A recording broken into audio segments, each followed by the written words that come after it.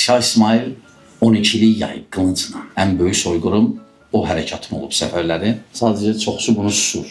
Gəlib məsələn alırdılar kəndi, qəbul eləmirdilərsə 12-ni pişirirdilər imamı qazanda, yedirirdilər onlara. Görəsən üstünə yumurta da vurub yirmiş bu adamların, çox maraqlı gəldi.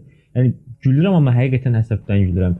Necə ola bilir ki, bir din xadimi ictimai bir yerdə, insanlara xitab edən bir yerdə, xüsusən də bunu paylaşıblar həm də, Azərbaycanın görkəmli bir şəxsiyyətini haqqında qeydsiz, qaynaqsız məlumatlar verir və insanlara yanlış informasiya çatdırır və məncə bu tərz insanlardan məsuliyyətə cəlb olunmalıdır.